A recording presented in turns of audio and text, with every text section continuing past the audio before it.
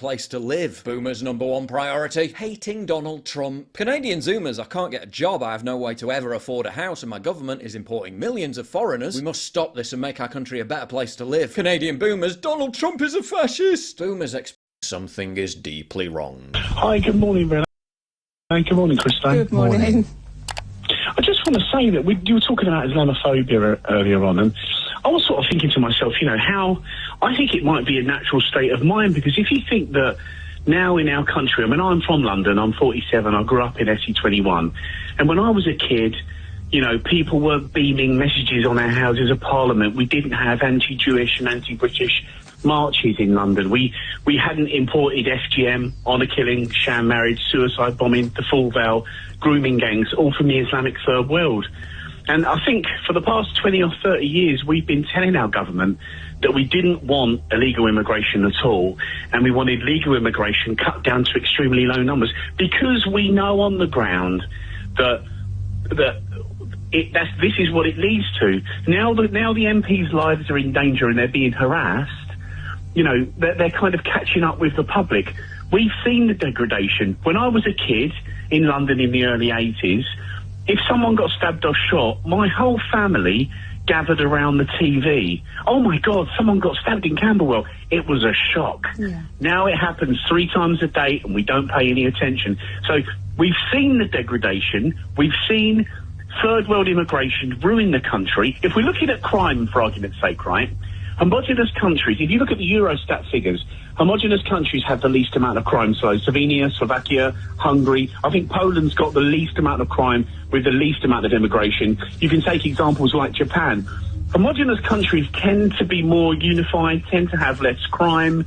I think most people in this country are living in a country they didn't want or ask for. Furness in the Lake District, which has a Muslim population over 100 million views. Wow, this must be good. I've been with my husband for almost 20 years, but about 3 years ago, I was strongly considering divorce. Jesus, he must have done something really awful. What was it? On paper, I have an amazing husband. He is incredibly supportive, he's kind, he's loyal, he's a great dad, he's very hands-on, he's an active participant, he's always present. Like, on paper, what else could I ask for? On paper? You mean in reality? In reality, he's a great husband, but you still wanted to divorce him anyway. Why? Every day, when you drop off the kids at daycare, you ask me what they need in their backpacks.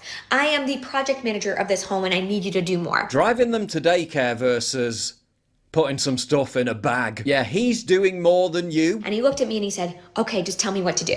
Right? Every woman has heard this. Just tell me what to do and I'll do it. What, is he supposed to be psychic? As if in the mornings, the dishwasher was emptied, the dishes were put away, and the trash was taken out.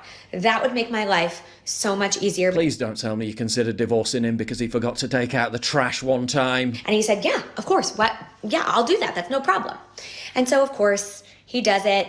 But then I have to remind him, and then he forgets, and then I have to remind him again. And there was Eid celebrations next week. The BBC will be broadcasting the Eid al-Fitr prayers live for the first time ever from Bradford Mosque. If only you knew how bad things really are. We sent our Bradford New Voices Humaira Balm along to see the preparations. We now cross live to our cultural affairs correspondent.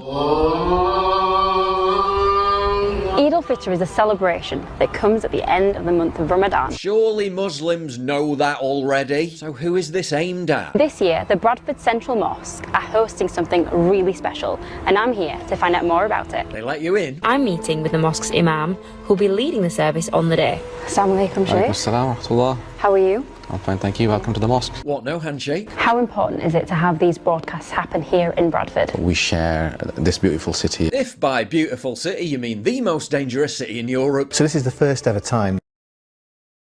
Celebrations. The bin men might be a bit busy this week.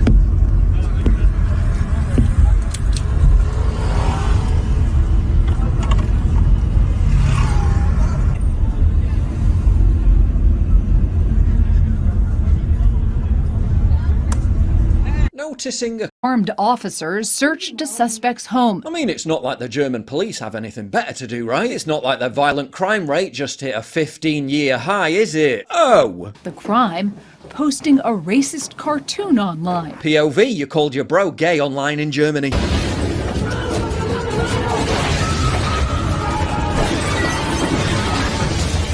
The same country experiencing an unprecedented surge in robberies, knife crime and homicides is really proud of itself for cracking down on the real threat. More than 50 similar raids played out. Naughty words on the drove a car into a left-wing protest in Munich. And how did leftists in Germany react? By hitting the streets of Munich to protest against the far right. We are going to kickstart with what I do think is the biggest betrayal, arguably, in British history. Labour is planning to move asylum seekers, illegal migrants and foreign nationals into brand new housing developments, quite possibly near you. Now, I sat on this very sofa and I warned you about this before the last election. I warned you in June, then I warned you in July, then I warned you in September, December, January and February. And you know what happened at the time? People on the left, they said this is dangerous, racist scaremongering. This will never happen. Well, what's happened today? It's proven to be the truth. And I want to read this to you now because it's a new document published by the Treasury's new Office for Value for Money.